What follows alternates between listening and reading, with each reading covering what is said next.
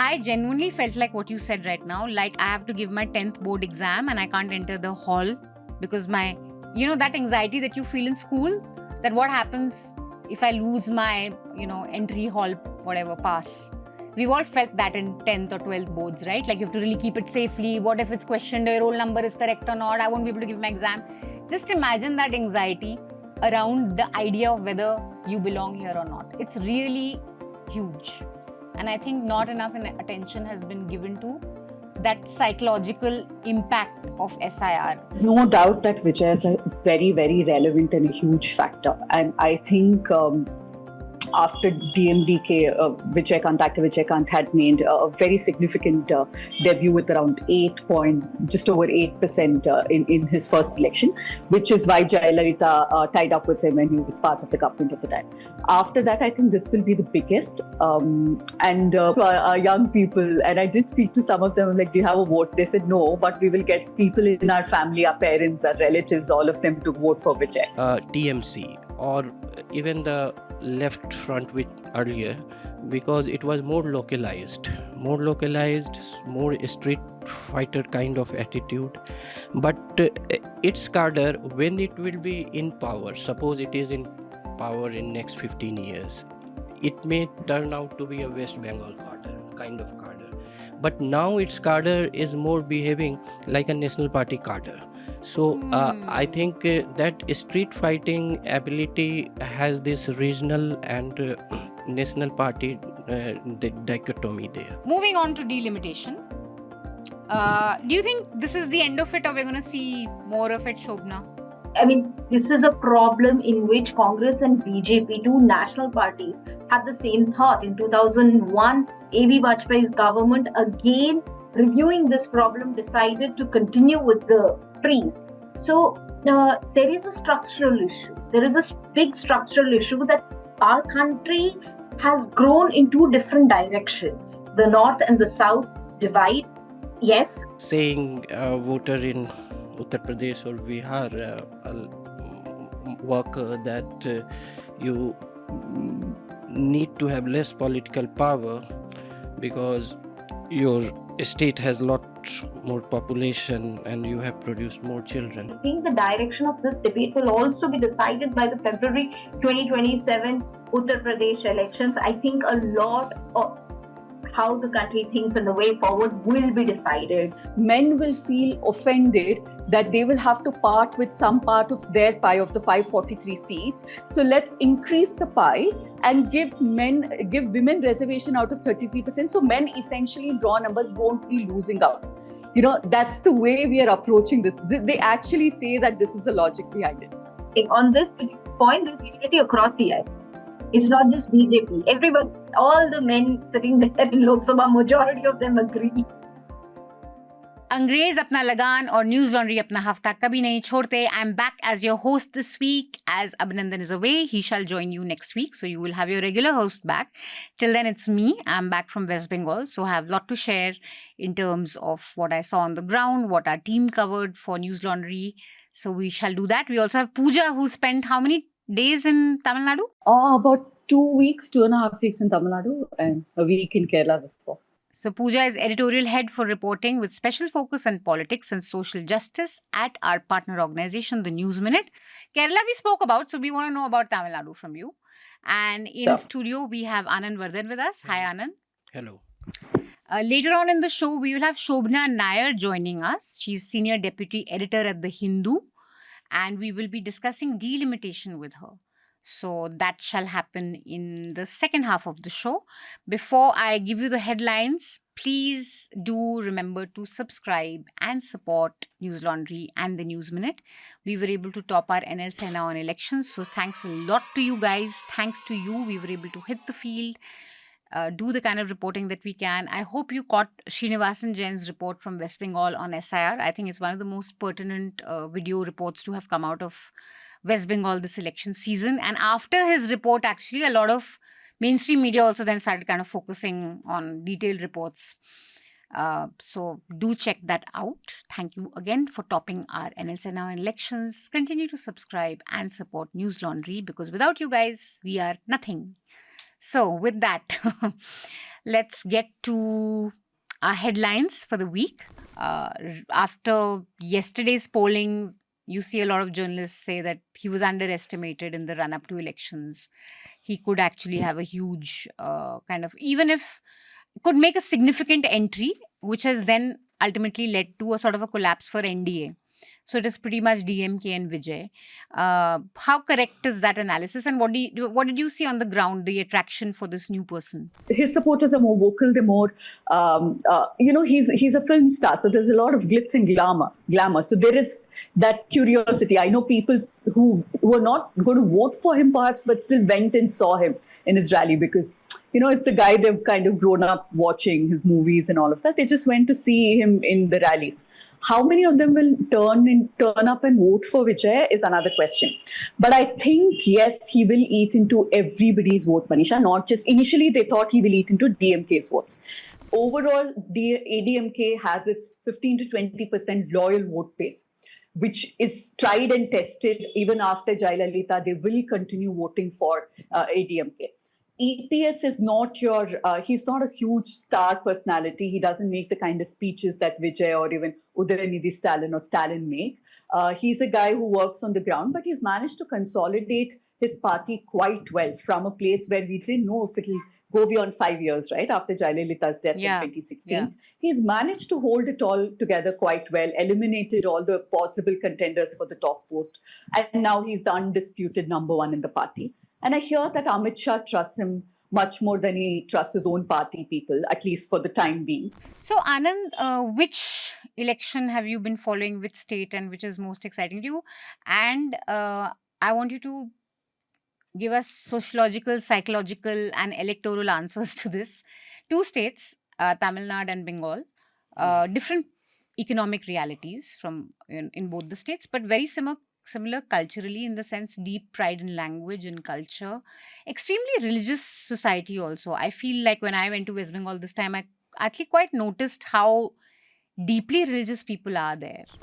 A society can be religious, but it may still be not religious in a sense of its political imagination, and would be not religious in sense of a public sphere behavior. So that I said I completely agree, and I saw that in many parts of Tamil Nadu. And you're right, it's a very deeply religious state. We talk about how Tamil Nadu has the highest number of temples in the country.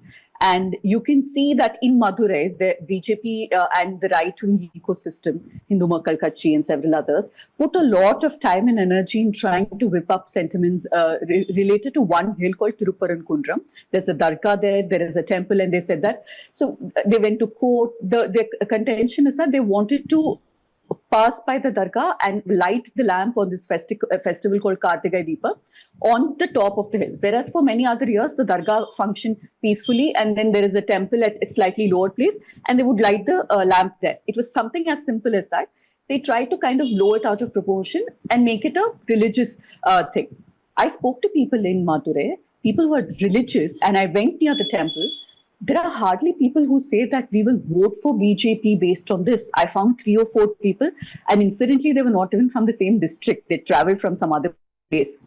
To me, just democratically, if you look at Election Commission's role in India, with which we envisaged its, role in our democracy, it was to include, right? When we gave universal adult franchise, it was to say that you can be the poorest, weakest, from wherever, we will bring you in. You could be homeless, we will bring you in.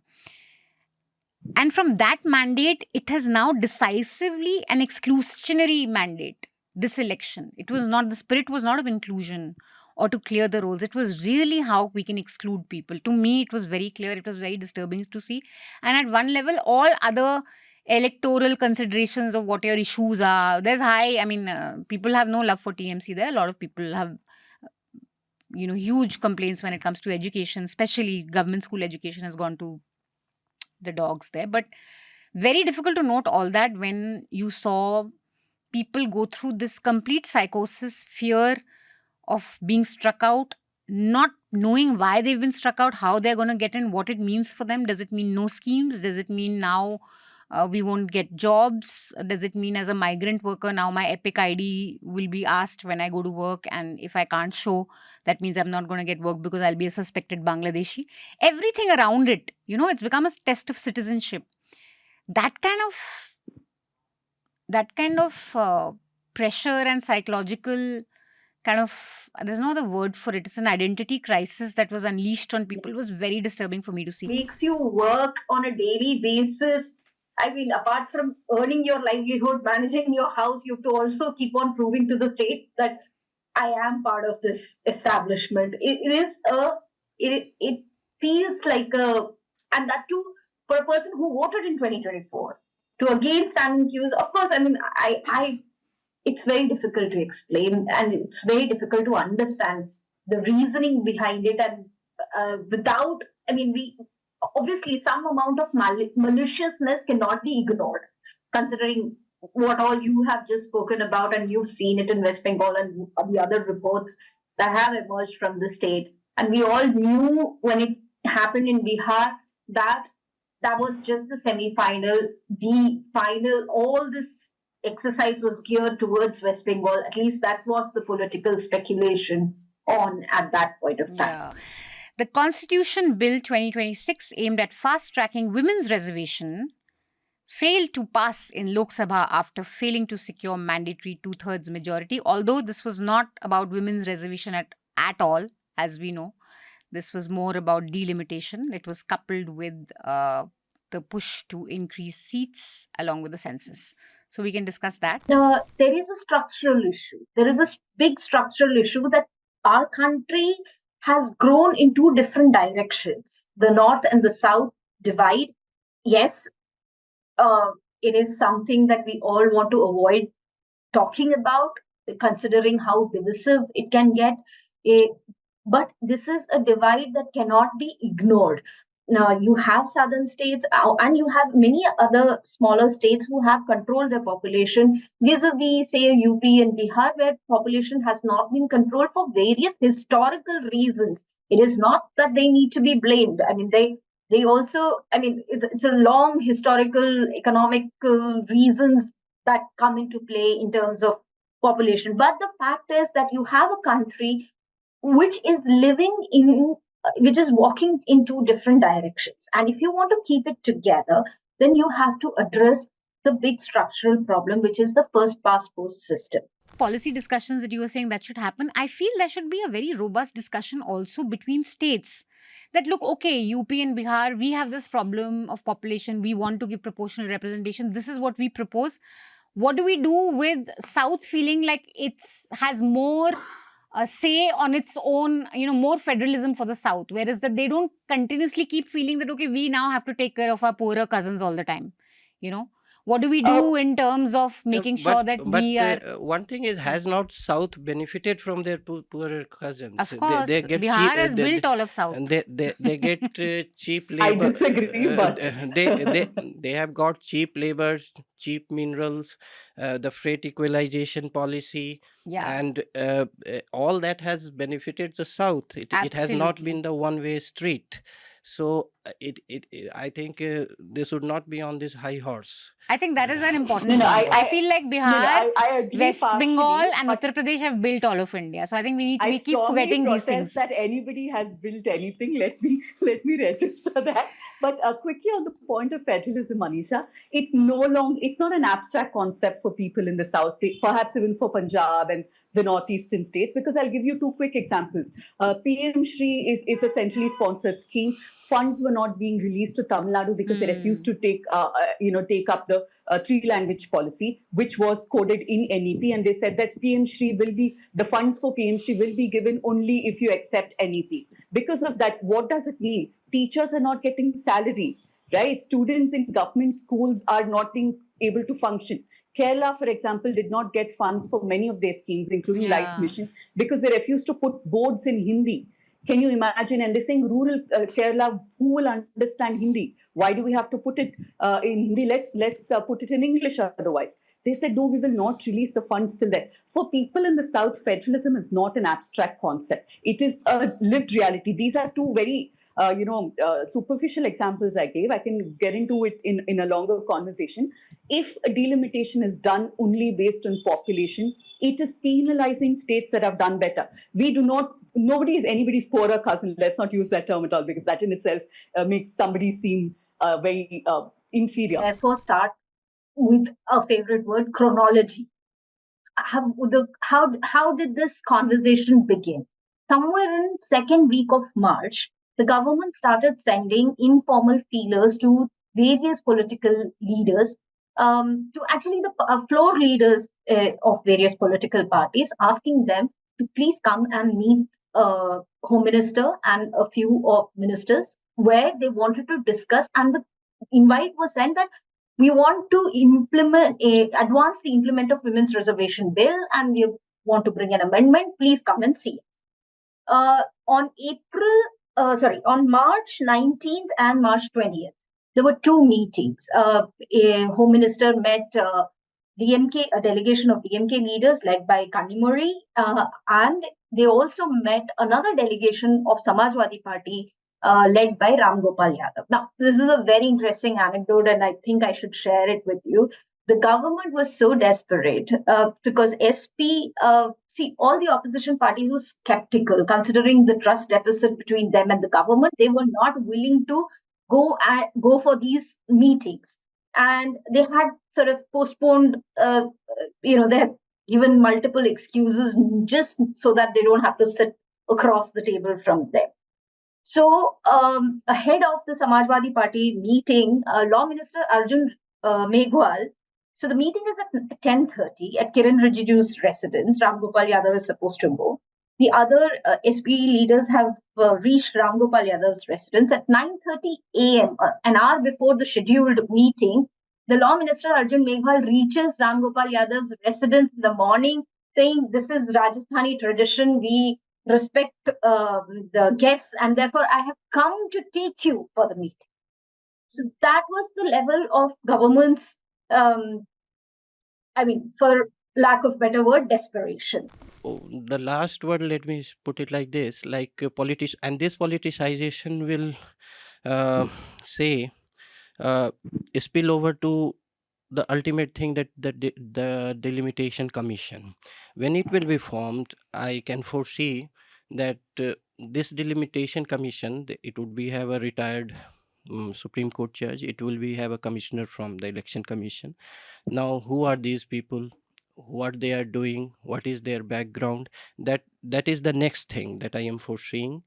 And the thing for viewers to keep in mind is that Delimitation Commission is one of the institutions of the country, just like the water dispute tribunals, whose decisions are not very open to judicial relief. You cannot challenge that. It's a very, very, in fact, almost impossible to challenge their decisions even in the highest court. बस मुफ्त में इतना ही मिलेगा. For the full uncut podcast, subscribe to News Laundry and pay to keep news free.